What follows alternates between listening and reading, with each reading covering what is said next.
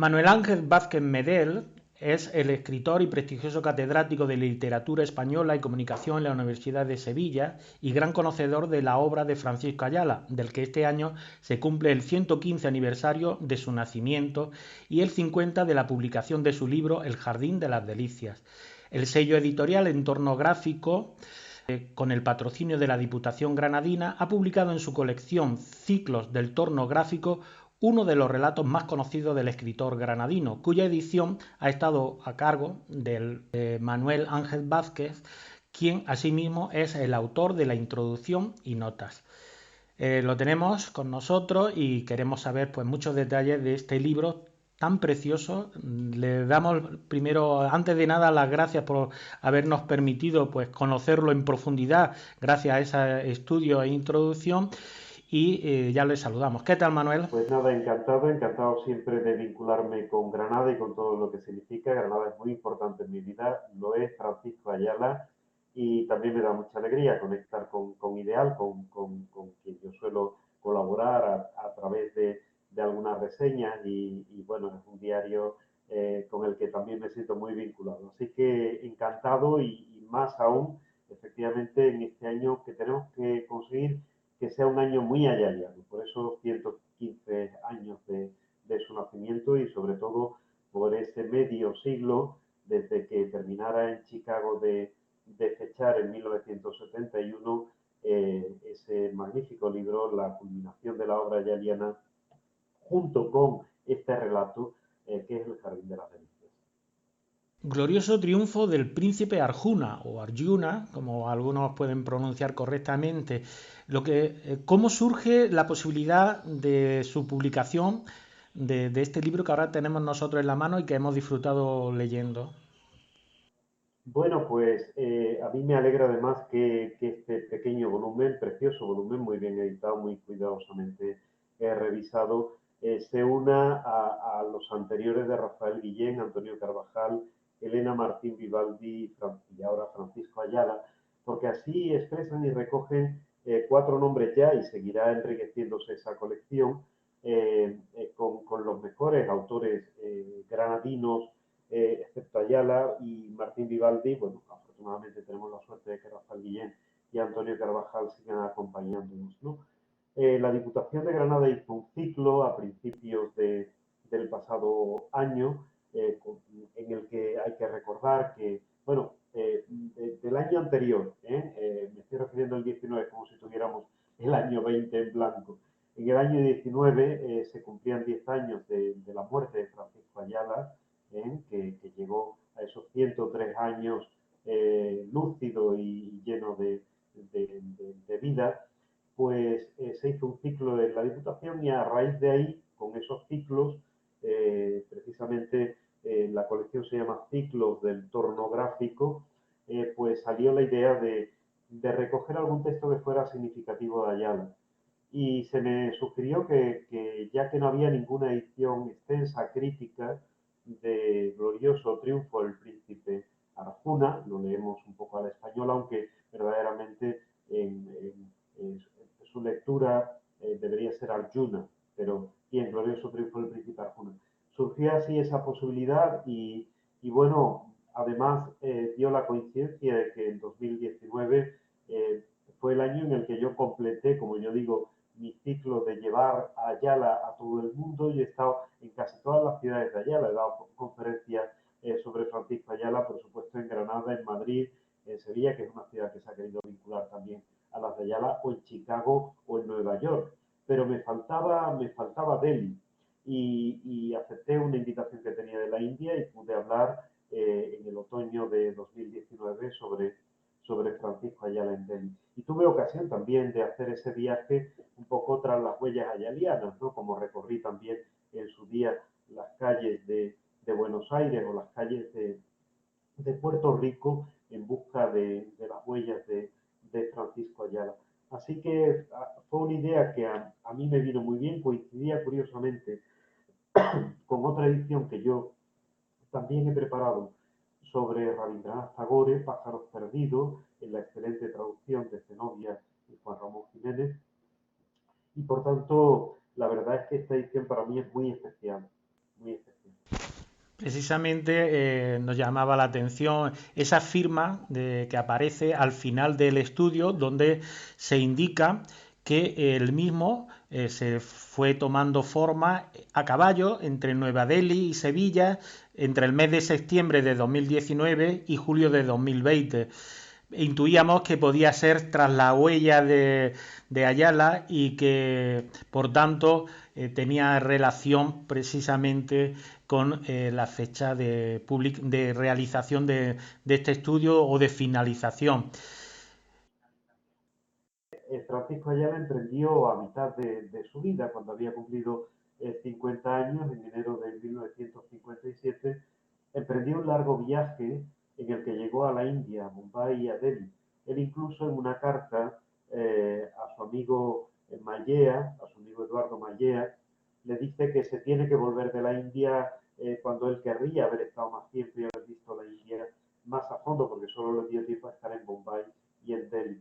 Pero es curiosamente cuando él está en Delhi, cuando recibe la invitación de la Universidad de Princeton en Estados Unidos para acudir como profesor invitado. Y ahí será el momento también crítico en la vida de Ayala, en el que tras haberse ya marchado de Argentina y el pequeño paréntesis que tuvo en Brasil en el año 45 a Puerto Rico, donde por cierto coincidió con Juan Ramón Jiménez, coincidió con María Zambrano, con Jaime Benítez, el rector de la Universidad de Río Piedra, al que también le refieren una carta este viaje a, a la India. Bueno, pues comento en el prólogo que curiosamente este pequeño relato, porque al fin y al cabo es un relato relativamente breve, pero tremendamente rico de contenidos, se gesta en parte por su interés por la cultura india, según él dice, desde pequeño, desde que lee algunos textos del Mahabharata, de la Bhagavad Gita, después de este viaje y luego de una anécdota que también refiero del año 1980, que es el año en el que se publica el relato. Ahora volveremos a esa anécdota y a ese viaje que están en el embrión, en la génesis de este relato ayaliano, que precisamente usted lo cataloga como cosmovisión ayaliana, es decir, que representa una obra de plena madurez literaria y también habría que retrotraernos a la celebración del 103 aniversario de Ayala, a la Biblioteca Nacional, que le brinda un homenaje y con ese motivo se presenta precisamente una edición limitada de Glorioso Triunfo del Príncipe Arjuna con ilustraciones de Juan Vida. Es decir, esa es una publicación exenta, hay que aclarar, porque ya había tenido otras ediciones, pero formando parte de sus libros de relatos. Y esta,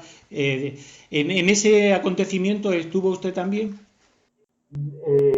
Bueno, yo no pude acudir en ese momento de la presentación, luego llamé a don Francisco, estuve hablando con él, recibí las fotos y por eso me refiero también en el prólogo a ese gesto de Ayala que está ya en ese momento cuando se le hace el homenaje por su 103 aniversario. Luego sí, por supuesto, la acompañé en la cena que se hizo con los Reyes en la Biblioteca Nacional. Yo cada vez que he podido he acompañado a Ayala en los últimos 20 años de su vida. Tengo esa gran suerte, esa gran fortuna, ¿no? Y efectivamente se decidió que fuera Glorioso Triunfo el Príncipe Arjuna el que tuviera una preciosa edición con unas ilustraciones hermosísimas de Juan Vida, que no hay que olvidar que es además el que hace otro granadino importante, Juan Vida, que es el que hace el retrato de Ayala para la Galería de Premios Cervantes de la Biblioteca Nacional. Por tanto, sí es verdad que fue para el propio Ayala casi de los últimos libros que él tuvo suyos en sus manos antes de morir, porque ya luego en los últimos meses, antes del mes de noviembre, Ayala estuvo peor y yo me acerqué a verle una semana antes de su muerte, estuve con mi mujer, a la que también don Francisco quería mucho, y bueno, efectivamente, Glorioso Triunfo del Príncipe Arjuna, que refleja esa visión del mundo, visión de la realidad, esa visión de la vida, por eso es su cosmovisión, su visión del mundo está muy bien reflejada en estas pocas páginas de Ayala. A mí siempre que me decían, ¿por dónde empezamos a leer Ayala? Bueno, pues la verdad es que sus relatos de los usurpadores, la cabeza del cordero, son magníficos para empezar la lectura, o los fragmentos de ese libro extraordinario que es El Jardín de las Delicias, pero quizás la lectura de Glorioso Triunfo del Príncipe Arjuna da mucha idea de qué pensaba Ayala de la vida, del dolor, de la muerte, de tener que afrontar grandes retos. Sí. Un relato que precisamente, como ha comentado anteriormente, tiene origen en un caso fortuito, en una situación fortuita, pero que se produjo en el aeropuerto John Fitzgerald Kennedy de Nueva York, allá por 1980, ¿no? Pero algunos de los críticos han pensado que puede ser un recurso cervantino. No, en este caso no es un recurso cervantino. Yo también se lo pregunté a don Francisco y me dijo, no, no, Manuel Ángel, yo estaba además regresando, es curioso porque además ese momento es prácticamente cuando ya la regresa después de haberse jubilado en la Universidad de Nueva York, ¿no? Hay que recordar que Francisco Ayala estuvo en alguna de las mejores universidades americanas, estuvo en la Universidad de Princeton, estuvo en la Universidad de Chicago, yo también estuve en el Cervantes de Chicago hablando de Francisco Ayala, pero su última universidad fue, curiosamente, la Universidad de la Ciudad de Nueva York, en la ciudad en la que conoció a Caroline Rismo, la ciudad en la que Caroline Rismo fue hasta también su jubilación directora de departamento y profesora muy destacada. Y era precisamente en ese regreso del año 80 cuando fortuitamente una chica vestida con un sari indio se le acerca con una edición ilustrada, eso es muy interesante, es una edición ilustrada que yo he intentado localizar con apoyo de la Fundación y no hemos conseguido, aunque sí hemos encontrado curiosamente una monografía sobre la renovación de la filosofía a través de la Bhagavad Gita. Por tanto, a ella le interesaba mucho.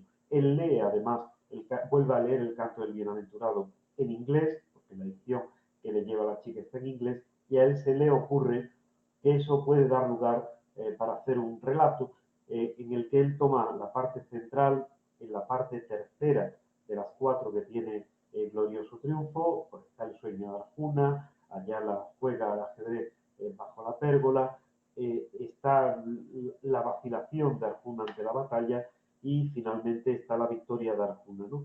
Es la tercera parte la que más está inspirada en la Bhagavad Gita. En las partes anteriores, Ayala aprovecha algunos grabados indios, algunos grabados persas, pues para recrear, por ejemplo, el juego del polo, que aparece evocado en el sueño primero, o el juego del ajedrez, ¿no? Que tanta impronta filosófica tiene. Hay que recordar los dos sonetos ajedrez del gran amigo argentino de Ayala, Jorge Luis Borges, ¿no? Por tanto, sí, esta obra refleja la visión del mundo y de la realidad de Ayala, entronca con inquietudes suyas y también con su voluntad de vincularse a la sabiduría oriental y realmente refleja un acto fortuito que dio lugar a una escritura muy rápida que él hizo, porque hay que recordar que ya en el año 80 aparece publicado en la nueva estafeta con el título Triunfo glorioso del príncipe Arjuna.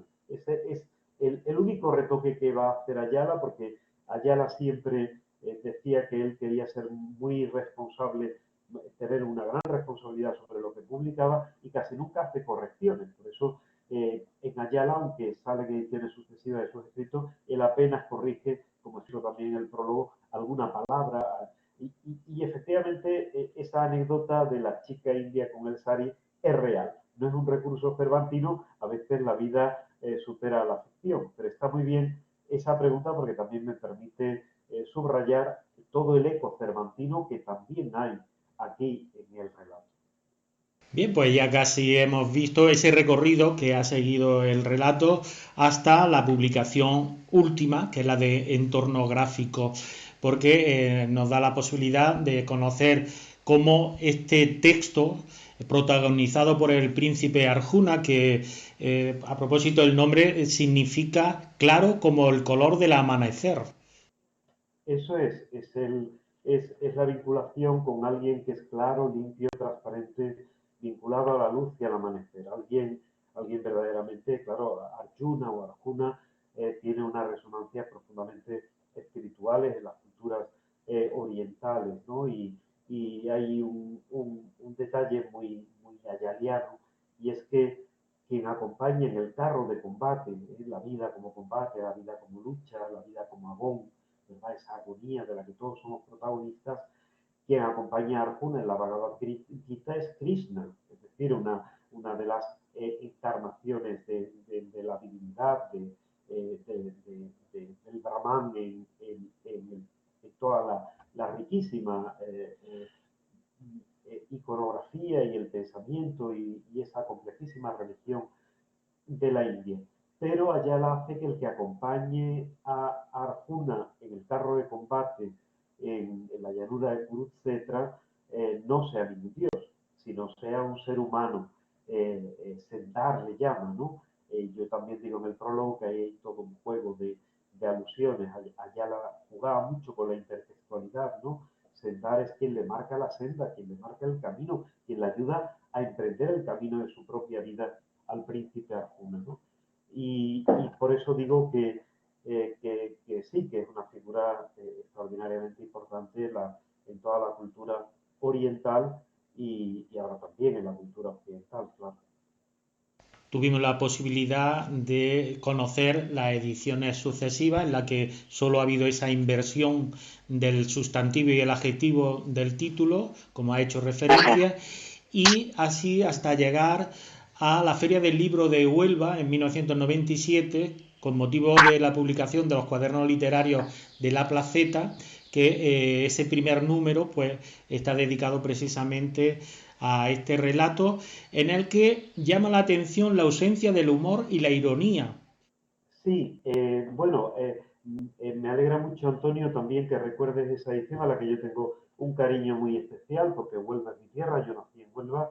Allá la tenía muchas ganas de estar por Huelva, incluso teníamos un viaje programado que nunca pudimos llegar a hacer por Doñana, donde hay un encuentro de escritores de Doñana y por diversas razones él no pudo hacerlo. Pero aquel año la Feria del Libro de Huelva se le dedicó a Francisco Ayala y quisimos que hubiera una publicación homenaje. Y esa publicación fue la primera edición exenta, la primera edición independiente de Glorioso Triunfo del Príncipe Arjuna. Y en efecto, yo siempre he dicho que siendo una característica muy ayaliana, desde sus primeros escritos ya, esas novelas que hace apenas siendo un jovencito de 17, 18 años, ¿verdad? Pero que hay que recordar, Historia de un amanecer y Tragicomedia de un hombre sin espíritu, esa dimensión irónica que está en sus escritos vanguardistas, del boxeador y el ángel y cazador en el alba, pensemos por ejemplo en Susana saliendo del baño, o el gallo de la pasión. Ayala siempre, y eso también es muy cervantino, había utilizado el humor para distanciarse y para expresar dimensiones de la realidad que a veces mirada por derecho no se nos revelan. Y Ayala siempre quería ver más allá de lo aparentemente inmediato o de las apariencias, ¿no? Yo creo que él tiene esa capacidad de penetrar el mundo, la vida. Era un gran sabio, era un gran pensador, era un gran sociólogo y por supuesto y sobre todo era un gran escritor, un gran poeta de la palabra. A él le gustaba hablar de sus creaciones poéticas, a pesar de que, como sabemos, él solo escribió, o conservamos, porque él escribiría más un solo poema, ¿verdad? Pero a él le gustaba llamar a su obra de creación, ya sabemos que poiesis significa creación, su obra poética, para distinguirla de su obra de investigación, su obra de indagación, su obra ensayística, los artículos, etcétera, ¿no? Y efectivamente yo siempre digo que el hecho de que falten aquí algunos registros que eran propios de Francisco Ayala se deben a que él encontró el contrapunto para abordar las grandes cuestiones de la vida como sueño en la primera parte y conectando así también con la visión calderoniana, con Schopenhauer, que es otro de los grandes pensadores con los que él conecta, la vida como juego, la dimensión lúdica de la existencia en la segunda parte, jugando al juego del ajedrez, donde se manifiesta también el tema del sexo, que también es importante para la vida y por tanto es importante para Francisco Ayala, ¿no? En esa relación de Arjuna con la chica a la que desea en un momento determinado, a la que podría haber poseído, pero a la que renuncia a poseer precisamente por esa empatía, por ese no usar nunca la violencia, pero queda profundamente desconcertado, ¿no? La vida como dilema, como debate, que aparece en la parte fundamental, en la tercera parte, ¿verdad? La vacilación, la duda de Arjuna ante el campo de batalla. Y finalmente, y gracias ahí donde están los mayores consejos de Sendar, finalmente la victoria de Arjuna que consiste en haber cumplido su destino y retirarse del mundo, es decir, haber vivido sin excesivo apego, sin excesiva avidez, sin excesivos deseos y cumpliendo realmente lo que la vida le había destinado de alguna manera. Por tanto, sí es muy notable que aquí tenemos un Ayala profundamente lírico, porque es verdad que escribe, aquí hay fragmentos, yo casi diría que supera la realidad de la prosa poética y llega a ser en algunos momentos casi un poema en prosa, ¿eh? Pero por eso es efectivamente notable que aquí esté ausente ese sentido del distanciamiento, de la ironía, a veces del sarcasmo que utiliza Ayala. Ya hemos ese recorrido por las cuatro partes que compone este relato, un relato de apenas 10 páginas, no llega a 10 páginas, y en el que pues llama la atención, por ejemplo, en esa primera parte, ese paso que hace del uso del pretérito imperfecto al presente, y aparte de todo lo que conlleva pues ese deseo de ver o de mostrar la frontera, la fina frontera entre el sueño y la realidad, así como la futilidad de la existencia. Sí, sin duda, Ayala era un gran orfebre de la palabra. En Ayala tenía una gran conciencia del lenguaje. Era un placer oír hablar a Francisco Ayala porque, como yo le decía, habla usted casi igual que escribe, ¿no? Es decir, con una precisión, con una riqueza léxica. Bueno, ya sabemos cómo era Ayala. Y en algunos de los registros lingüísticos, este relato, precisamente por ser breve, por ser intenso, permite muy bien ver determinadas elecciones, determinados descartes de Francisco Ayala. Y precisamente en ese momento del sueño de Arjuna, en el que Arjuna está contando lo que ha estado soñando, la pesadilla que ha tenido, que estaba jugando feliz, y de pronto en un instante cambia la vida, ¿no? De pronto de sentirse dueño del caballo, estar en el juego, estar todos admirándole, da un traspié, el caballo se le cae encima, queda aprisionado y los demás no le ayudan. Y es en ese momento en el que Arjuna vuelve al presente indicativo, como si aquello que estuviera contando a su preceptor Sendar volviera a ocurrir de nuevo. Y ahí, efectivamente, Ayala lo que está librando esas fronteras tan débiles entre la realidad, lo que llamamos la realidad, el mundo de la vigilia, del estar despiertos y el sueño. Es una de las manifestaciones verdaderamente ejemplares, hay muchas, de Francisco Ayala en este magnífico relato. De la segunda parte, pues yo me quedo con una frase que Sendar le dice a Arjuna. Vivimos en el mundo y mientras en él estamos condenados al sufrimiento, estamos condenados a padecer dolor, pero también a infligirlo. Sí, una de las grandes claves de la sabiduría oriental, aquí expresada en la Bhagavad Gita y recogida por allá en este glorioso triunfo del príncipe Arjuna, y que habría que recordar, y que yo digo, yo ya que soy abuelo, tengo 5 nietos, que habría que recordar a los niños, es que la vida no consiste solo en gozar, en disfrutar, en buscar el placer y evitar el dolor. La vida tiene inevitablemente dolor. El dolor forma parte de la existencia. Forma parte de la existencia la injusticia, forma parte de la existencia accidentes que no podemos explicarnos y que cambian de la noche al día en nuestra vida. Pero como bien dices, de alguna manera Arjuna había asumido eso ya en la primera parte. Él sabía que en la vida se puede pasar del placer al dolor, de la euforia a, a la caída en un instante. Lo que Arjuna no ha visto muy claro todavía, y por eso le tendrá que dar una vuelta de tornillo en la tercera parte, es que no solo tenemos que padecer el dolor de la muerte de personas queridas, el dolor de la enfermedad que a veces tenemos que padecer, todo eso que también está muy bien expresado en la historia de Siddhartha Gautama, de Buda, ¿verdad? El descubrimiento de la muerte, de la enfermedad, del dolor, de la pobreza, etcétera. Y efectivamente ha sacado muy oportunamente esa frase, porque Sendar le dice, si tú hubieras atendido a lo que el cuerpo te pedía, al deseo, eh, hubieras tenido relaciones sexuales con tu amiga.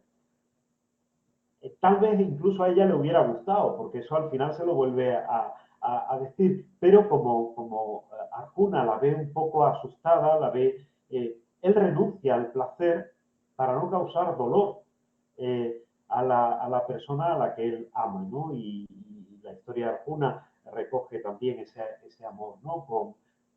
Con esa persona. Eh, pero cuando más claramente va a ver Arjuna que no hay más remedio que asumir lo que el destino te plantea y que en algún momento ser instrumento, también ser la ocasión con tus propias decisiones, incluso de la muerte de personas que tú no quieres que mueran, va a ser en la tercera parte. Pero es muy oportuna el subrayamiento de esa frase. La vida está hecha de luces y de sombras, está hecha de gozo y de dolor, y tristemente, incluso para las personas más limpias, más luminosas, que están dispuestas a aceptar el dolor que la vida les cause, pero que les resulta casi insoportable ser causa, instrumento u ocasión del dolor de los demás, ahí hay una vuelta de tornillo y también Arjuna aprende, igual que Ayala aprendió, que inevitablemente algunos de nuestros actos, directa o indirectamente, voluntaria o involuntariamente, pueden ser causa u ocasión del dolor de los demás. Y esa tercera parte en la que después de conocer los motivos por los que Arjuna pues no quería participar en ese enfrentamiento, pues no quería causar muerte, no quería que se provocar dolor entre seres familiares y seres y amigos. Curiosamente, su preceptor Sendar, pues después de decirle o antes de comunicarle que sí, que tiene que luchar, le dice una afirmación rotunda: el tiempo es destructor del mundo. A mí eso me ha dejado también maravillado. Sin duda, el tiempo y la temporalidad son factores esenciales de la vida de todos nosotros. Yo siempre suelo decir, no tenemos tiempo, somos tiempo, fluimos en el tiempo, no perdemos tiempo, perdemos vida, y el tiempo en el que fluimos, el tiempo que somos, que cruza a través de nosotros, en el caso de la existencia humana, tiene un imperativo fundamental, contra el cual nos estamos resistiendo cada vez más y a veces con algún pequeño triunfo, pero el tiempo lleva la vida humana al declive, la lleva a la vejez, que al fin y al cabo es un deterioro de la vida humana, y a la muerte. Aceptar esa realidad del tiempo, el tiempo que todo lo destruye, no hay nada en el universo al que pertenecemos que permanezca igual, sin destruir. Hay cosas que han pervivido durante 10, 15 siglos, pero realmente la existencia del ser humano en el universo es muy reciente y nada de lo que hay en el universo permanece, todo cambia. Panta Rey decía Heráclito, ahí también hay una impronta muy heraclitiana en Cervantes y en Ayala, a través de Heráclito y a través de Cervantes. Y efectivamente es esa aceptación del estrago que causa el tiempo. Ayala, por cierto, solía decir que su visión del tiempo y la temporalidad venían también de Antonio Machado. Ahí Ayala, que era un gran lector de poesía, rinde tributo a Antonio Machado, quien también acepta el fluir del tiempo, el tiempo que pasa y el tiempo en el que se da también la muerte de las personas que amamos, en el caso de Antonio Machado, ¿verdad? De su amada. Y aquí, en la parte tercera, Arjuna va a recibir una reflexión de Sendar terrible. Tu deseo de proteger la vida de los otros es vano, como vano es el deseo de protegerse uno mismo contra la muerte. Todo el que ha nacido, nació para morir. ¿Mm? Efectivamente, ahí es donde ya el tiempo acabaría de cualquier modo con ellos.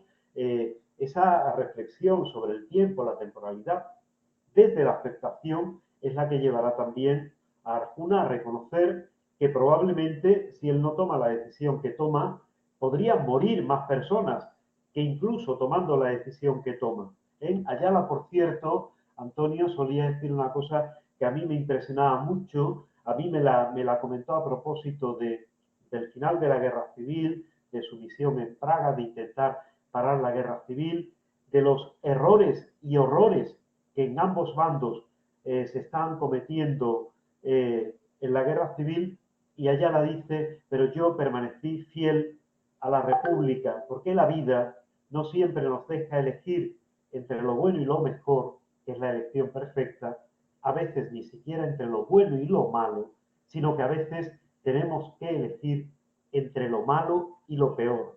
Y yo sabía que lo que estaba ocurriendo en la guerra civil era malo, pero lo peor era el franquismo, el golpismo, etcétera, y yo por eso preferí elegir seguir fiel a la República. Por tanto, aquí también es lo que hace Arjuna en esta parte. Elige entre lo malo y lo peor. Él no quiere entablar la batalla, él no quiere que muera nadie por su culpa o por ocasión de él, ¿verdad?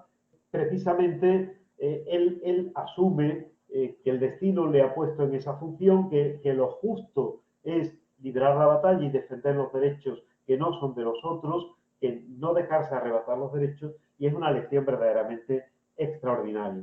Como extraordinario es el cierre de este relato, en otros casos se le llama también novela corta, ya que la parte cuarta, titulada La victoria de Arjuna, pues explica el precio de la victoria, y realmente no solo se refiere a la victoria en esa batalla, en ese enfrentamiento, sino que también va relacionado con la victoria moral del príncipe Arjuna, que decide retirarse, dejar sus derechos, sus bienes y poderes a su hijo, y él retirarse al desierto. Así es como termina este apasionante relato, después de contar también cómo muere el preceptor, precisamente con un dardo en la garganta, es decir, donde emana la sabiduría de este hombre, que es quien nos va dando esas lecciones a lo largo de esas 10 páginas. ¿Qué podríamos añadir más de ese corolario final del relato? Pues efectivamente que a pesar de ser solo un puñado de líneas, no se puede decir más en menos espacio, y que además este pequeño fragmento de la victoria de Arjuna es de los más ayalianos del relato, que realmente este final es extraordinariamente ayaliano. Claro, como recordé antes, la Bhagavad Gita, quien acompaña a Arjuna es Krishna, y Krishna no muere. El que le acompañe un ser humano sabio, un hombre profundamente sabio, que ha alcanzado quizás el máximo de la sabiduría, el preceptor Sendar, que le acompañe en la batalla y que muera en la batalla, como recordabas, Antonio, traspasado por la garganta por un dardo, ¿no? En lugar del que emana su palabra y su sabiduría, es un gesto tremendamente ayaliano. Pocas cosas, sin duda, podían causar mayor dolor a Arjuna que la muerte de su preceptor en la batalla. El mismo preceptor que le había animado a asumir su destino muere en esa batalla que él no quería librar, que de no haber librado tal vez no hubiera muerto su preceptor. Sin embargo, es tremendo ya esas palabras de Ayala. Arjuna se prohibió a sí mismo los sentimientos de consternación que pugnaban por brotarle del pecho. Claro que Arjuna siente profundamente el dolor por la muerte de, de su sabio preceptor Sentar, pero lo va a hacer sin apegos, sin aversiones, sin deseos, como ha sido toda su vida. Y en un mundo regido tanto por la voluntad de poder, esa Wille zur Macht, que diría Nietzsche, esa voluntad de deseo, que diría Schopenhauer, Ayala, una vez más, concluye con esa lección tremenda en pocas líneas, recuperado sus derechos, bienes y poderes, gobernó Arjuna en paz y con justicia por más de 15 años, al cabo de los cuales, viendo que su hijo había crecido y era ya un joven virtuoso, prudente y capaz, le dejó el trono y se retiró al desierto. Arjuna gobierna, porque le ha tocado gobernar, asumir ese destino, con paz y en justicia.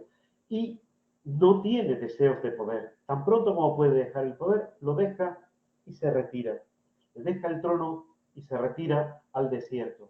Tal vez para encontrarse consigo mismo, porque ya no lleva dentro de él, ya no lleva en su corazón ese sentimiento de deseo, de aversión, de miedo a la muerte. Arjuna ha triunfado. Y por eso, Antonio, me vas a permitir que te lea ese fragmento con el que a mí me gusta concluir. Yo ya, al final de mi introducción, rescato un texto que aparece ya en esa edición de 1997, la primera exenta, en la que digo: Ayala es, por encima de toda consideración, un escritor ejemplar, un clásico, un modelo digno de imitación.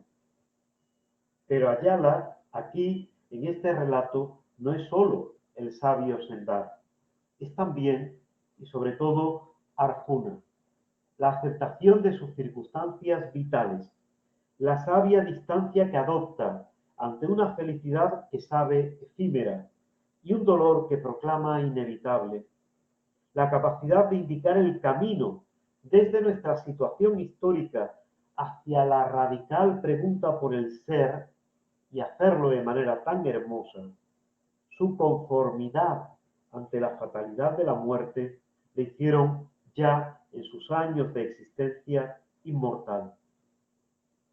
Y ahora yo decía, ahora en el horizonte del 10º aniversario de su muerte, es más cierto que nunca. En momentos de desconciertos, de magnitud desconocida en las últimas décadas, encontramos en su palabra la impronta de una sabiduría permanente. En ello consiste el glorioso triunfo de Francisco Ayala. Por eso yo creo que también este texto es una invitación y una incitación a la lectura de la obra de Ayala, para enriquecernos, para ampliar y para afrontar mejor nuestra existencia.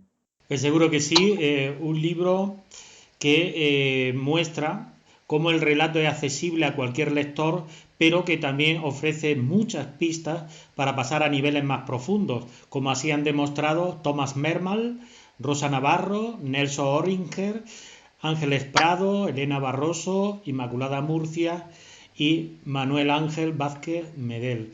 Nosotros hemos disfrutado muchísimo con todas esas aclaraciones que nos han permitido pues profundizar más en este relato, que en algún momento ha encontrado paralelismo con el protagonista de La campana de Huesca, con Ramiro el Monje. Muchas gracias, Antonio, por esa referencia, también por recordarnos a todos los grandes críticos que han abordado este relato de Ayala. Y de esa manera también me permites no olvidar algo que para mí es muy importante. Tratándose de una conversación con esa ciudad a la que tanto amo, que es Granada, yo quiero dedicar también un poco esta reflexión, esta entrevista a mis dos queridos amigos ayalianos de Granada: Antonio Sánchez Trigueros, para mí un gran maestro, y Antonio Chicharro, para mí un verdadero hermano en la investigación. Sánchez Trigueros y Antonio Chicharro han hecho por el reconocimiento de Ayala en un trabajo codo a codo que efectivamente, además, superando tópicos y falsas rivalidades, quisimos hacer ejemplar en esa relación Granada-Sevilla, donde también impulsamos el Seminario Internacional Francisco Ayala de Ciencias Sociales y Humanidades. Verdaderamente esta obra, este relato es algo increíble, extraordinario, y nos revela también la dimensión universal de Francisco Ayala. Un Ayala que, hundiendo sus raíces, que teniendo esos 16 primeros años decisivos de su vida en Granada, que le marcan, que habiendo vuelto tantas veces a su querida Granada natal, que estando simbólicamente sus cenizas en esa pequeña urnita enterradas debajo de un limonero en el Palacio Alcázar Genil, donde también tenemos la suerte de que haya una gran fundación Ayala que ha tenido dos grandes directores, pues dos personas a las que yo también de alguna manera en una nota a pie de página dedicaba esta edición, Manuel Gómez Ros en la actualidad, pero también ese extraordinario Rafael Juárez, excelente poeta, otro vínculo, Sevilla, Granada, porque Rafael Juárez había nacido en Estepa y vivió y trabajó extraordinariamente, también, por cierto, en la Diputación de Granada, que es la que ha hecho posible esta edición. Para mí, Antonio, es un placer estar siempre en contacto con Granada. Aquí el día 16 de marzo lo celebraremos precisamente con una presentación y una lectura dramatizada de Glorioso Triunfo del Príncipe Arjuna. Por supuesto, vayan también nuestras felicitaciones y reconocimiento a los profesores Chicharro y Sánchez Trigueros por su trabajo para acercar la obra de Francisco Ayala. Y terminando sobre el relato, considera, o así lo manifiesta en su estudio, que quedan muchas cuestiones por plantear y debatir en torno a este hermoso cuento moral. Esa es una de las maravillas de la creación literaria. Por muchas que sean las interpretaciones, por mucho que sean los análisis que hacemos de un texto, el texto sigue siendo inagotable.